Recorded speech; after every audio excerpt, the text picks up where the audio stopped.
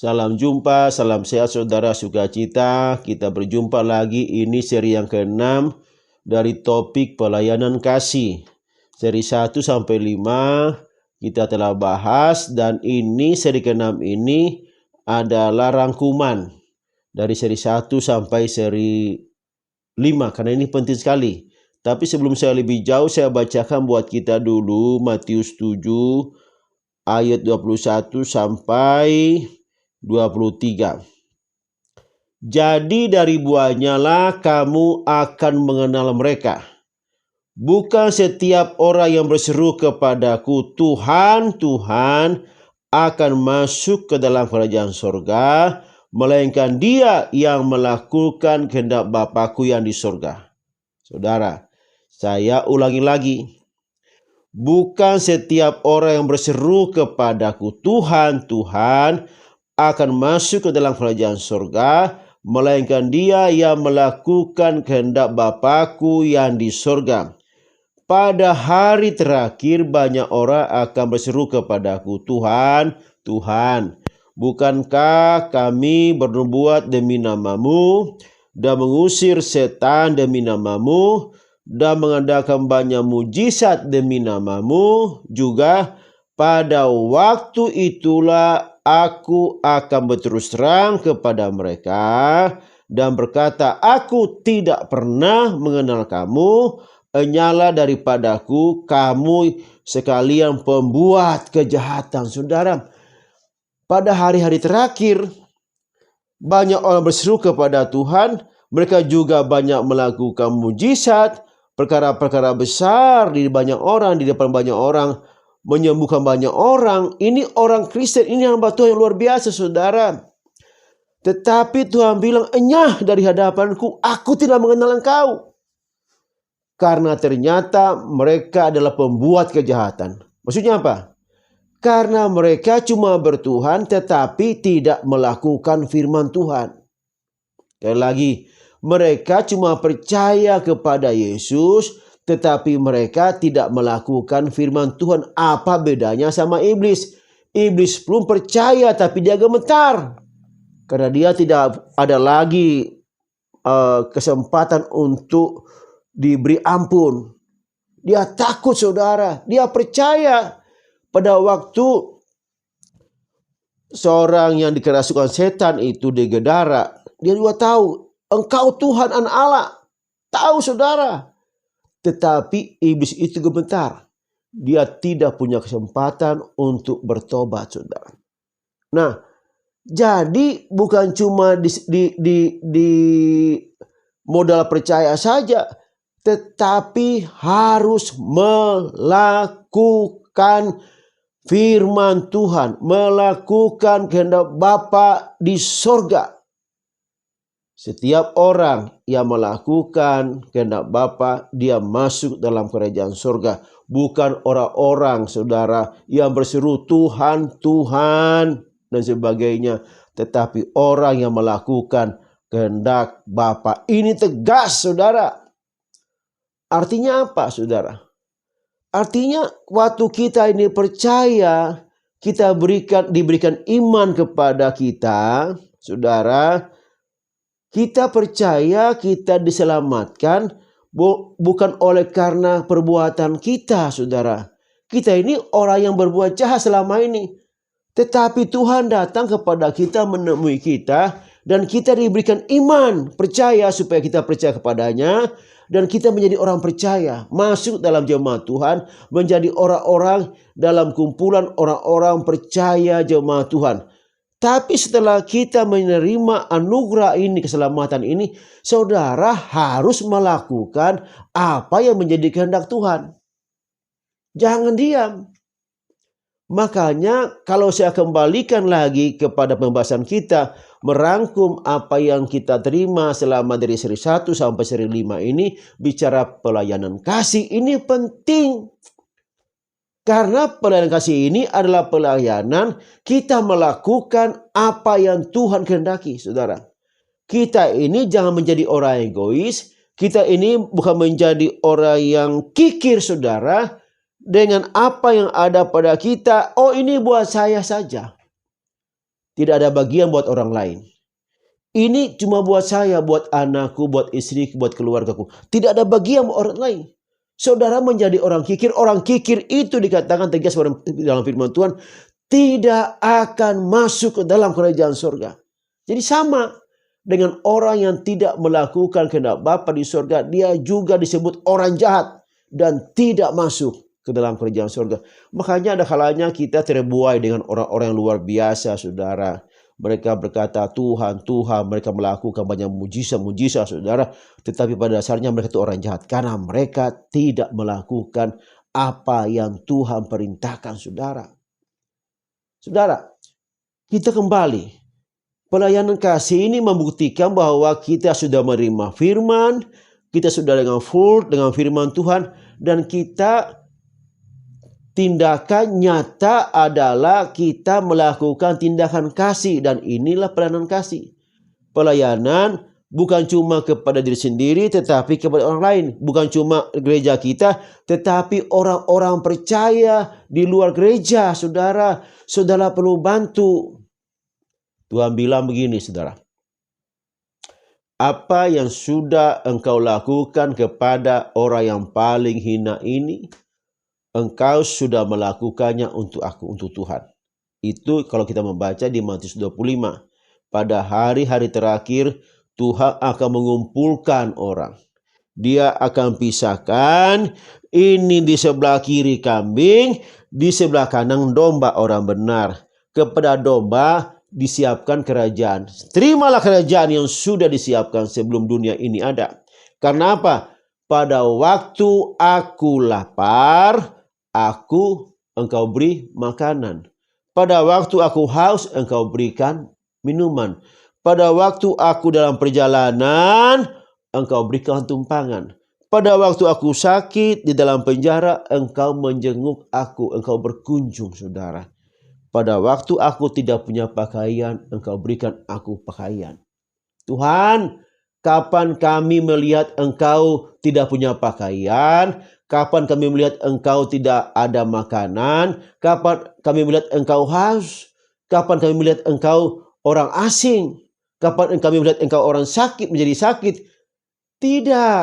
Tapi apa yang engkau lakukan kepada seorang yang paling hina ini, orang-orang yang kita tolong itu, orang-orang kita beri bantuan itu, saudara, engkau sudah melakukannya untuk Tuhan. Itu kata Tuhan.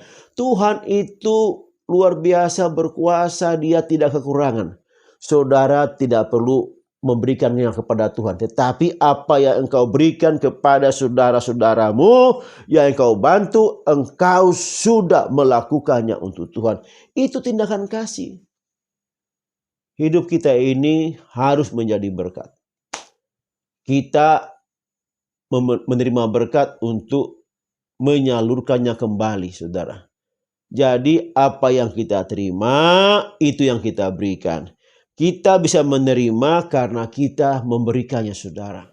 Nah, saudara, jadi apapun dalam kehidupan kita, keadaan apapun dalam keadaan susah, kita dalam keadaan kekurangan, kita harus memberi pelayanan kasih ini. Tidak ada alasan, oh saya kurang, saya belum banyak. Tidak ada alasan. Bagaimana menjadi contoh jemaat Makedonia, saudara? Dalam 2 Korintus 8 ayat 1-15 ini bicara pelayanan kasih. Di sana diberikan contoh jemaat Makedonia kepada jemaat yang ada di Korintus. Paulus mengambil contoh jemaat Diakonia ini pada saat mereka percaya menerima Yesus sebagai Tuhan Juru Selamat. Mereka menerima anugerah yang luar biasa dari Bapa di sorga dalam nama Tuhan Yesus. Mereka terima. Sehingga apa? Walaupun mereka dalam penderitaan mereka, karena mereka orang percaya dikucilkan, saudara. Karena mereka dikucilkan dari kehidupan sosial, sehingga mereka kekurangan. dalam pendapatan mereka. Mungkin mereka ada yang di PHK dari pekerjaan mereka karena mereka beda orang percaya. Maka mereka sangat menderita. Tetapi apa dikatakan kalau kita membaca 2 Korintus 8 ini ayat 1 sampai 15 ini, saudara, maka kita di sana mendapatkan bahwa mereka sungguh-sungguh meluap sukacita mereka. Karena sukacita itu bukan tergantung pada keadaan di sekitar kita. Soal kurang dan tidak kelebihan bukan itu. Sukacita itu bukan tergantung pada kurang atau lebih, tetapi sukacita itu yang keluar dari hati kita karena kita menerima dari Bapa di surga, bukan berdasarkan keadaan kita di luar kurang atau lebih. Sukacita itu meluap. Walaupun mereka dalam penderitaan mereka, sukacita meluap. Dan yang berikutnya, saudara, apa yang ada dalam jemaat Makedonia ini, walaupun mereka pendapatan mereka kurang, saudara, ternyata mereka kaya dalam kemurahan. Jadi miskin itu bukan karena keadaan kita yang tidak punya apa-apa, saudara. Miskin itu adalah hati kita, pikiran kita yang susah memberi. Itu miskin. Bukan karena kita kurang, tetapi sebenarnya yang membuat kita miskin itu karena pikiran kita. Yang membuat kita miskin karena hati kita yang susah memberi kepada orang lain. Tetapi jemaat Makedonia dalam kekurangan mereka, mereka kaya dalam kemurahan. Apalagi yang menjadi kekayaan jemaat Makedonia, kasih karunia, saudara. Mereka memberi melampaui kemampuan mereka. Aduh, luar biasa ini jemaat. Dalam keadaan seperti itu, mereka punya kerinduan memberi lebih daripada yang ada dalam hidup mereka. Artinya apa, saudara? Mereka punya semangat untuk memberi itu. Walaupun mereka dalam kekurangan, mereka punya semangat yang luar biasa. Karena semangat ini, saudara, dengan semangat ini mereka dapat menanggung penderitaan mereka. Saudara, kalau mereka patah hati dengan keadaan mereka, waduh, mereka kecewa dengan keadaan mereka. Mereka sungguh komplain dengan keadaan mereka. Oh, kami kurang. Komplain. Mereka tidak akan jadi memberi, saudara. Tetapi dalam keadaan seperti itu, mereka sungguh-sungguh punya semangat memberi, saudara. Mereka memberi lebih daripada kemampuan mereka. Itulah semangat mereka. Kemudian, saudara, apalagi mereka dengan sukarela, dikatakan di sana, mereka dengan sukarela meminta dan mendesak kepada Rasul Paulus supaya mereka dilibatkan di dalam pelayanan kasih ini. Wah, luar biasa kehidupan seperti ini, saudara. Mereka sungguh bergairah untuk memberi pelayanan kasih ini, saudara. Pelayanan kasih itu bantuan kepada orang-orang percaya, bukan cuma di dalam gereja, tapi di luar gereja, saudara. Ini, saudara, mereka mendesak kepada Rasul Paulus, jangan sampai kami tidak dilibatkan, jangan sampai kami tidak masuk dalam pelayanan kami, jangan sampai kami ditolak. Kami mendesak supaya kami diberi kesempatan untuk terlibat, mengumpulkan dari diri kami sendiri untuk mengumpulkan bantuan kepada jemaat yang ada di Yerusalem, saudara.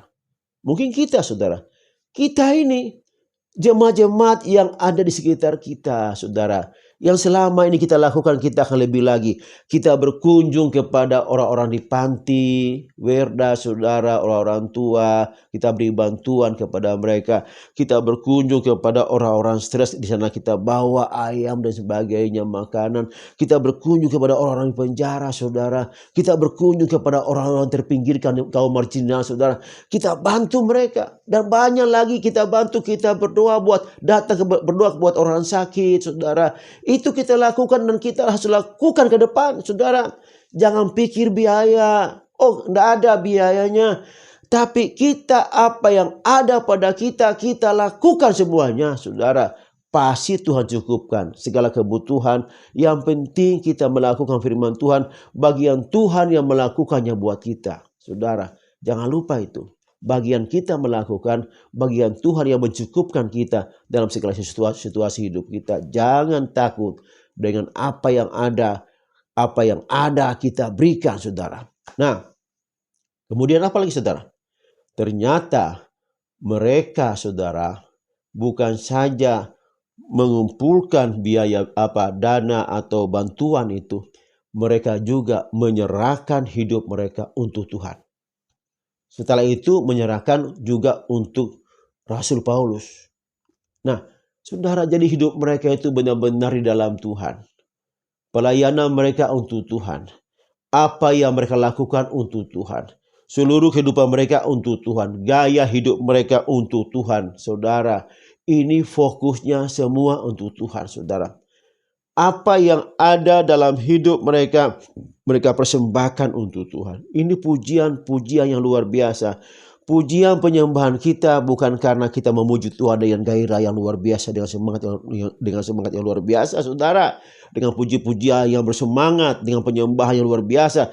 Tetapi apa yang kita lakukan hari-hari kita, itulah gaya hidup kita yang memuji Tuhan, memuliakan Tuhan.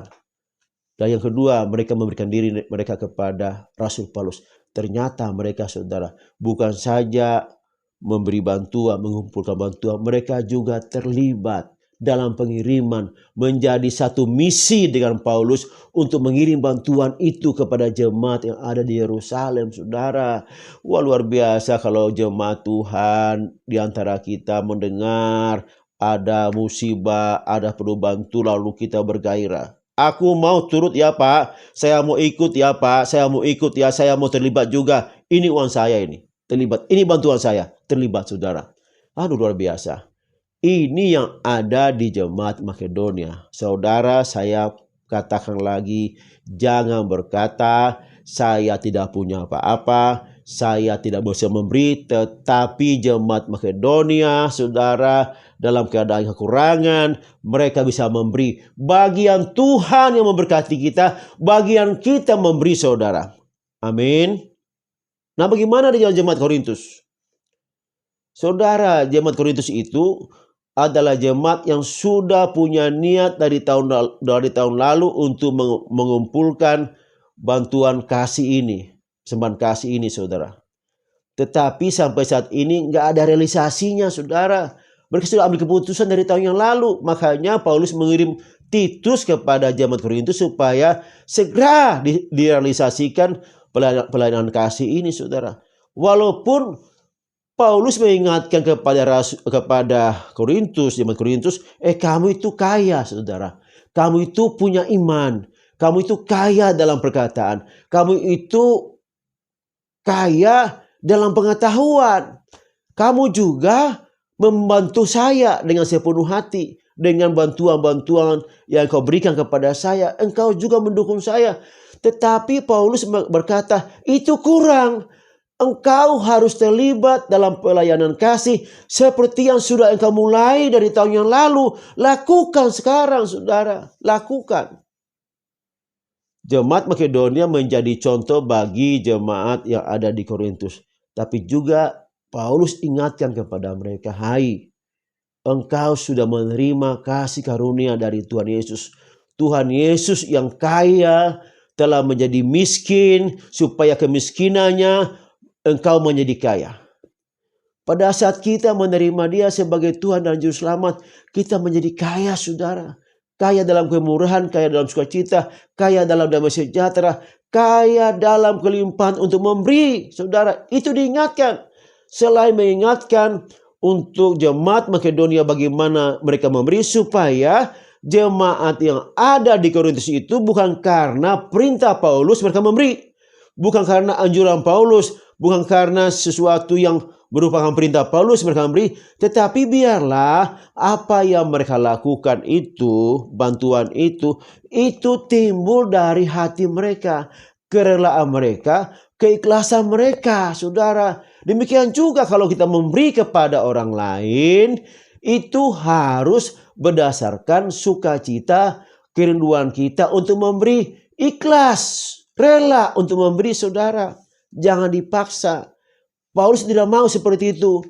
Dia bilang, jangan karena saya mengirim Paulus, seakan-akan saya memaksa kamu. Tidak, biarlah ini timbul dari hati kamu, sukacita kamu, kerelaan kamu, keikhlasan kamu untuk memberi bantuan kepada jemaat-jemaat yang membutuhkan. Saudara, kenapa mereka tertunda sampai 1 tahun, saudara, tidak punya realisasi apa-apa? Karena 2 hal. Pertama, mereka menunda. Kedua, mereka berpikir kalau memberi itu mereka kekurangan, jadi miskin. Ini tidak boleh, saudara. Menunda itu perkara yang tidak boleh. Jangan engkau menunda sementara engkau punya kesempatan untuk menyatakan kebaikan bagi orang lain. Jangan ditunda, saudara. Itu tidak boleh. Engkau sebaiknya secepatnya melakukan pertolongan itu. Jangan sekali-kali menunda, saudara. Memang ini aneh, ini jemaat Korintus ini. Kenapa mereka menunda, saudara? Paulus berkata seperti ini. Engkau kalau memberi berdasarkan apa yang ada padamu, bukan berdasarkan apa yang tidak ada padamu, saudara. Sekali lagi, mereka menunda, kata Paulus, jangan memberi, engkau memberi dari apa yang ada padamu, bukan dari apa yang tidak ada. Kalau engkau memberi dari apa yang tidak ada, itu tidak akan pernah terjadi engkau memberi. Karena engkau menunggu, akhirnya tertunda. Itu yang ada itu belum belum datang. Tetapi ada 200.000 saat ini, engkau bisa berikan. Jangan menunggu sampai 500.000 baru memberi. Kapan bisa jadi 500.000, saudara? Jadi apa yang ada sama kita, seberapapun, itu diberi. Ada 100, diberi 100. Jangan menunda sampai 1 juta baru memberikan. Itu yang terjadi penundaan. Karena mereka berpikir nanti kalau sudah banyak baru kita kumpulkan. Tidak, saudara. Apa yang ada, kata Paulus. Jangan memberi dari apa yang tidak ada. Percuma, saudara. Apa yang tidak ada itu tidak akan bisa diberi. Kapan bisa memberi, saudara? Itu yang pertama. Mereka menunda gara-gara itu. Yang kedua, saudara. Pemahaman ini harus kita singkirkan dari hati kita, saudara. Sekali lagi, harus kita singkirkan. Kalau kita memberi, kita kekurangan, kita jadi miskin. Itu harus kita singkirkan. Jangan ada dalam hati kita. Jangan ada sama orang Kristen, saudara. Jangan seperti itu. Jangan singkirkan itu dari pikiran kita, dari hati kita. Tidak ada firman berkata seperti itu. Firman berkata, engkau memberi, engkau pasti menerima. Engkau memberi pasti engkau diberkati. Tidak dikatakan engkau memberi pasti engkau kekurangan. Tidak ada, saudara, firman begitu. Engkau diberkati karena engkau memberi kepada orang lain. Tidak dikatakan engkau jadi miskin karena engkau memberi. Tidak, saudara. Karena jemaat yang ada di Korintus itu seperti itu ternyata. Hendaklah kekurangan orang lain engkau cukupkan dengan apa yang ada padamu. Supaya terjadi keseimbangan. Sehingga apa? Sehingga baik yang menerima bersuka cita maupun yang memberi bersuka cita. Dua-duanya bersuka cita. Kemudian kalau kita kekurangan nanti kemudian hari, orang yang kita bantu ini kemudian hari bisa membantu kita, saudara. Bagaimana, saudara, dengan jemaat mula-mula? Mereka apa yang ada sama mereka dipakai bersama, dimakan bersama, saudara. Luar biasa kehidupan jemaat yang mula-mula ini, saudara. Sehingga tidak ada kekurangan di antara mereka.